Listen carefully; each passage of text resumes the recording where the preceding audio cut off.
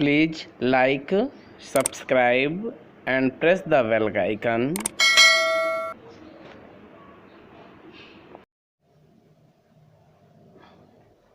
Good morning students, जैसा कि आप लास्ट क्लास में पढ़ चुके हैं बेस के बारे में और एक्सपोनेंट के बारे में।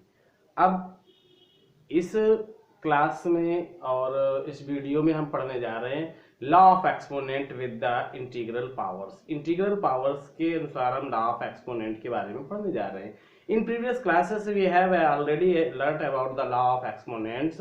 Late us recall law again. Students, हम पिछली क्लासेस में क्लास 7th में एक्सपोनेंट एंड बेस के बारे में पहले से ही पढ़ चुके हैं और जो एक्सपोनेंट के लॉ हैं उनको भी हम पहले से पढ़ चुके हैं। चलिए उनको हम एक बार फिर से रिवाइज कर लेते हैं। तो एक्सपोनेंट के हमारे लॉ हैं क्या, उनको एक एक करके जानते हैं। एक्सपोनेंट हमारे किस प्रकार से वर्क करते हैं इनके बारे में भी हम लोग समझते हैं कि एक्सपोनेंट कैसे करते हैं। बच्चों, जैसा कि हम जानते हैं लॉ मीन्स तो आप जानते हैं क्या होता है, कानून या फिर नियम, यानी किसी भी चीज को रखने का नियम। किसी भी चीज को रखने का क्या नियम है, क्या है, उस लॉ के बारे में पढ़ेंगे। अब फर्स्ट कंडीशन आती है इफ बेस आर इक्वल। अब यहाँ पर ये x तो आपका क्या हो गया, बेस हो गया, एक्सपोनेंट हमारा क्या हो गया, n हो गया। तो if two algebraic number x to the power n into y to the power n, if base are not equal, exponent are equal given in the position of multiplication, then they become a product। अगर हमारे base equal ना हो और उनकी power equal हो और multiplication के रूप में दिए हो तो उनको क्या हो जाता है, उनका एक प्रोडक्ट बन जाता है। So we can write here x to the power n into y to the power n become x into y to whole power n। Second condition, if base are equal and exponent are different, x to the power n into x to the power n. Here base are equal but exponent are not equal. In this condition, the exponent of any algebraic expressions are added, just like x to the power n into x to the power m is equal to x to the power m plus n। यानी कि हम कह सकते हैं कि अगर हमारे base equal हैं और हमारे पावर क्या है, वो डिफरेंट है और किस पोजीशन में दिए हैं, मल्टीप्लिकेशन की कंडीशन में दिए हैं, तो ऐसी कंडीशन में क्या होगा बच्चों, ऐसी कंडीशन में उनके एक्सपोनेंट आपस में जुड़ जाएंगे, एक्सपोनेंट आपस में ऐड हो जाएंगे। थर्ड कंडीशन बच्चों हमारी क्या आती है, थर्ड कंडीशन में जब हम बात करेंगे if base are different, base हमारे कैसे हैं, डिफरेंट हैं but exponent are same, exponent हमारे कैसे हैं, सेम हैं, given in the position of division, then they become a fraction.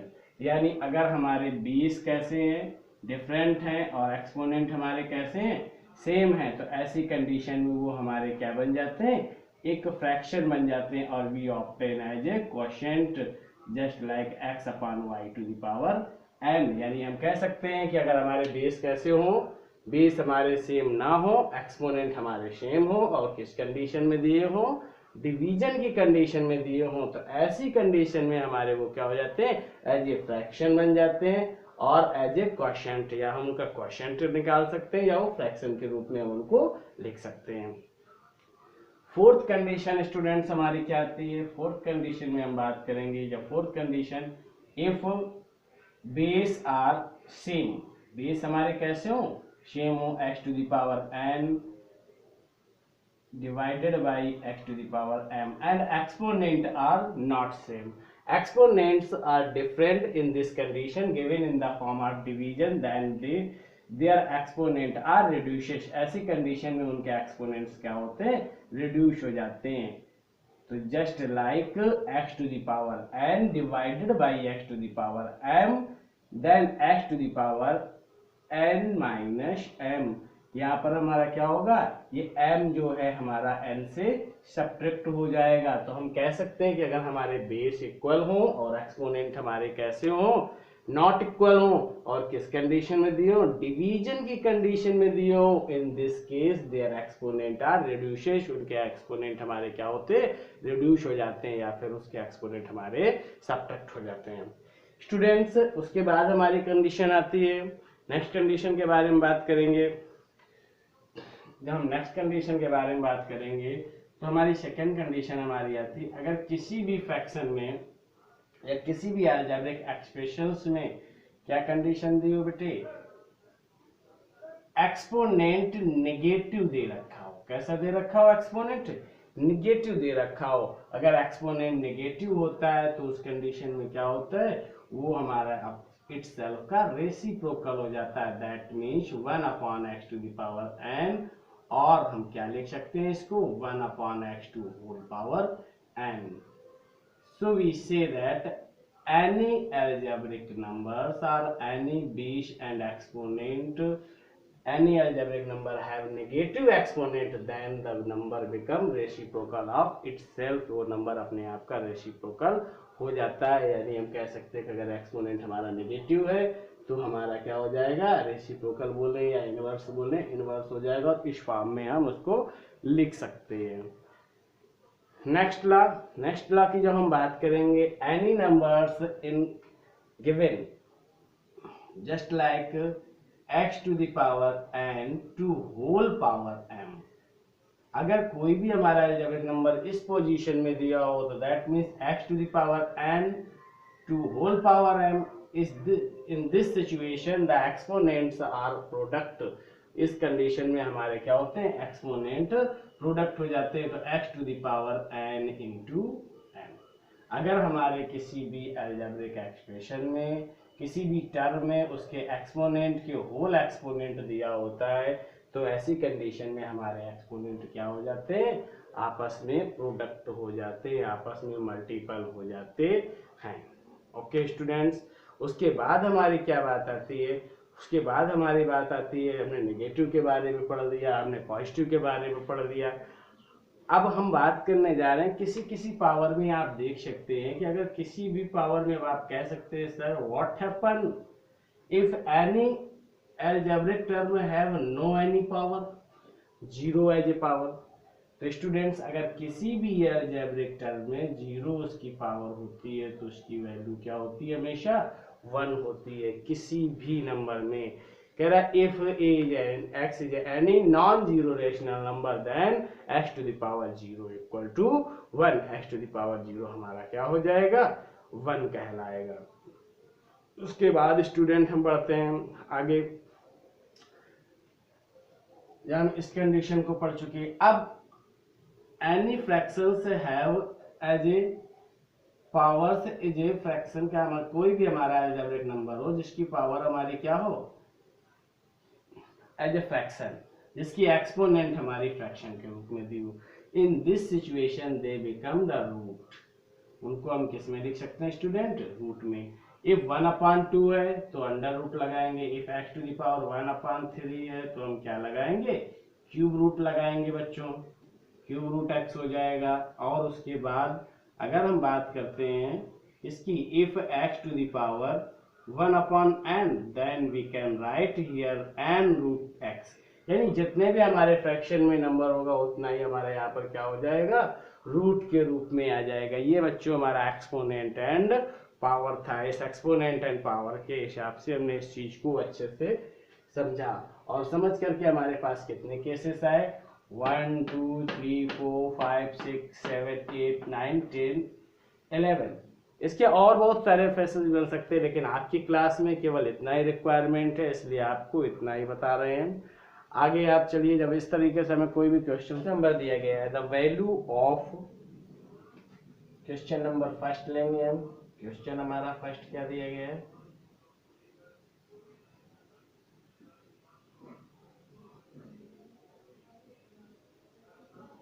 The value of big bracket curly bracket small bracket -1/2 to whole power 2 2 whole power -2 2 whole power -1। Students इस question को मैं solve करना और इसकी में value निकालनी है, तो हम सॉल्यूशन कर लेते हैं इसका।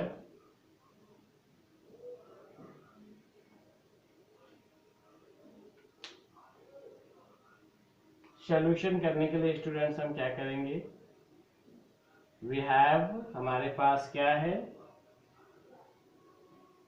Curly bracket small bracket 1/2 to the power 2 2 whole power -2 2 whole power -1। Students by using exponential law,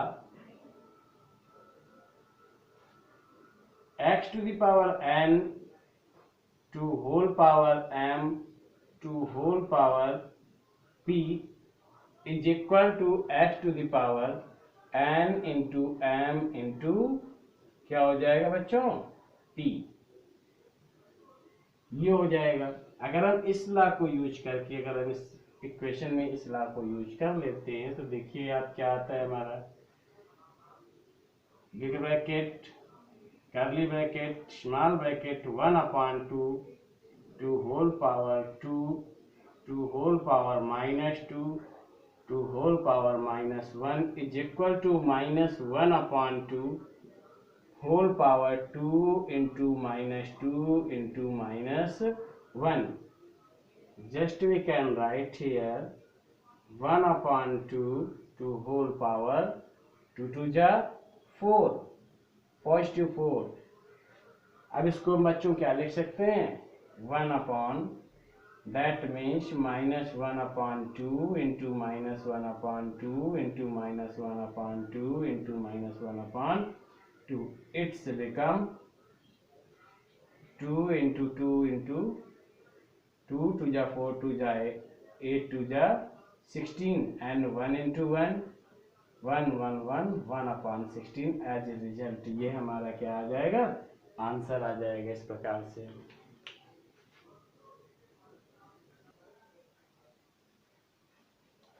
students चलिए सेकेंड नंबर क्वेश्चन ले लेते हैं। सेकेंड नंबर क्वेश्चन हमारा क्या है, express the following into a single exponential form, यानी express the following into a single exponential form, यानी दिए गए सम्स को हमें क्या करना है, सिंगल एक्सपोनेंशियल फॉर्म में लिखना है। यानी यहाँ पर सबके अलग अलग एक्सपोनेंशियल फॉर्म है जिसको हम सिंगल एक्सपोनेंशियल फॉर्म में लिखेंगे। सिंगल एक्सपोनेंशियल फॉर्म में लिखने के लिए हम बच्चों क्या करेंगे, सबसे पहले वी हैव, हमारे पास क्या है स्टूडेंट्स,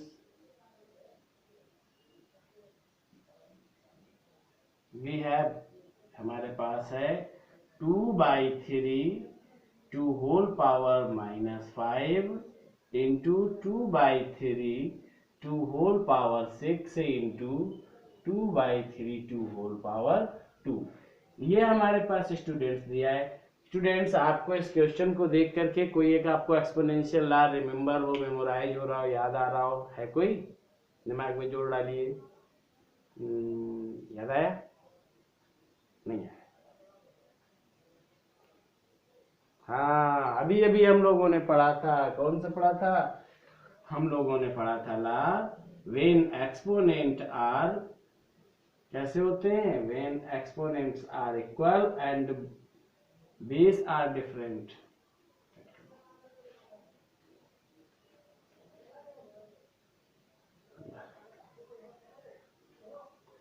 स्टूडेंट्स तो हम यहाँ क्या करेंगे, हमें क्या याद आया, याद आ गया हमें, वी यूज ला, यहाँ पर क्या है, बेस इक्वल है, एक्सपोनेंट अलग है, तो हमें ला कौन सा आया, a to the power n into a to the power m is equal to a to the power n plus n।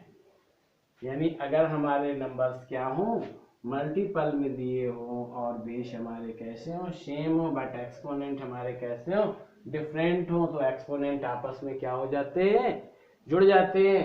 तो क्या है, वही कंडीशन यहाँ पर आ रही है, बिल्कुल आ रही है, तो हम यहाँ क्या लिख सकते हैं, 2/3 2 whole power -5 into 2/3 2 whole power 6 into 2/3 2 whole power 2 is equal to, यहाँ हम क्या लिख सकते हैं, 2/3 2 होल पावर -5 प्लस 6 प्लस 2। तो स्टूडेंट 6 और 2 हमारे क्या हो गए, 2/3 2 होल पावर क्या आ गया हमारा, -5 प्लस 8, तो 2/3 2 होल पावर हमारा क्या हो गया, 3 हो गया। तो स्टूडेंट्स हमें इसको इसी फॉर्म में लिखना है, क्यों, क्योंकि उसने हमसे क्या कहा था, सिंगल एक्सपोनेंशियल फॉर्म में करना है। तो हम सिंगल एक्सपोनेंशियल फॉर्म में करने के लिए इसी फॉर्म में रखेंगे, तो ये हमारा क्या हो जाएगा, आंसर होगा। स्टूडेंट इसको हम सॉल्व नहीं करेंगे, सॉल्व करके ये नहीं लिखेंगे 8/27 लिखे, ये हमसे उसने नहीं मांगा। तो हमारा आंसर क्या होगा, 2/3 2 होल पावर 3, ये हो जाएगा स्टूडेंट। ओके, नेक्स्ट क्वेश्चन लेते हैं।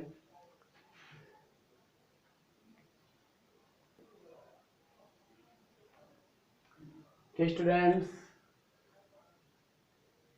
क्वेश्चन नंबर हम थर्ड देख लेते हैं। थर्ड क्वेश्चन में क्या है हमारा, थर्ड क्वेश्चन है express the following into a single exponential form. बच्चों इसको भी हमें सिंगल एक्सपोनेंशियल फॉर्म में करना है। तो इसको सिंगल एक्सपोनेंशियल फॉर्म करने के लिए हम क्या करेंगे, वी हैव, हमारे पास क्या है बेटे, we have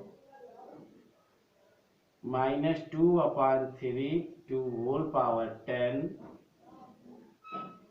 into -2/3 2 whole power -15 divided by 2/3 2 whole power 25। Students यहाँ पर आप हम देख रहे हैं कि हमारे पास मल्टीप्लिकेशन भी दिया है और एडिशन भी दिया है। मल्टीप्लिकेशन और एडिशन दोनों एक साथ दिए हैं, तब ऐसी कंडीशन में बच्चों हमको क्या करना होगा, ऐसी कंडीशन में बच्चों हम वुड मास फार्मूला को फॉलो करेंगे। किसको फॉलो करेंगे, वुड मास फार्मूला को। वुड मास फार्मूला में क्या था, division, multiplication, addition and subtraction. तो यहाँ पर हम पहले क्या करेंगे, डिवीजन करेंगे। तो डिवीजन करने के लिए हम क्या करेंगे, पहले इन दोनों को ले लेंगे। जब हम इन दोनों टर्म्स को लेंगे तो यहाँ सॉल्यूशन करने के लिए हम यहाँ क्या लिखेंगे, -2/3 2 whole power 10 into -2/3 2 whole power -15 divided by -2/3 2 whole power 25 is equal to, students यहाँ हम क्या लिखेंगे, 2/3 2 whole power 10 into -2/3 2 whole power -15 -25। ये स्टूडेंट्स कैसे हमने लिखा, बाय यूजिंग, क्या हमने यूज किया, by using exponential law x to the power n divided by x to the power m equal to x to the power n minus m। ये law हमने यहाँ पर क्या किया, अप्लाई किया, यूज किया इस लॉ को हमने, और इस लॉ से हमने इस चीज को लिख लिया। चलिए जब हम इसको सॉल्व करेंगे तो स्टूडेंट्स हमें यहाँ क्या मिलेगा, यहाँ पर हमें मिलेगा -2/3 2 whole power 10 into -2/3 2 whole power 15 और 25 को हम ऐड करेंगे तो -40 आएगा आंसर। अगेन अब हमारा किस फॉर्म में हो गया, फिर हम क्या करेंगे, by using x to the power m into x to the power n equal to x to the power m plus n, ये कंडीशन होगी। क्यों, क्योंकि यहाँ पर दोनों बेस हमारे कैसे दिख रहे हैं स्टूडेंट, यहाँ पर दोनों बेस हमारे सेम है बट एक्सपोनेंट हमारे कैसे डिफरेंट हैं। तो यहाँ हम क्या लिख सकते हैं, -2/3 2 होल पावर 10 प्लस -40, 10 में -40 को हम अगर ऐड करेंगे तो हमारा क्या आएगा, 2/3 2 whole power 30, that's our answer student. ये हमारा आंसर आ जाएगा -2/3 टू होल पावर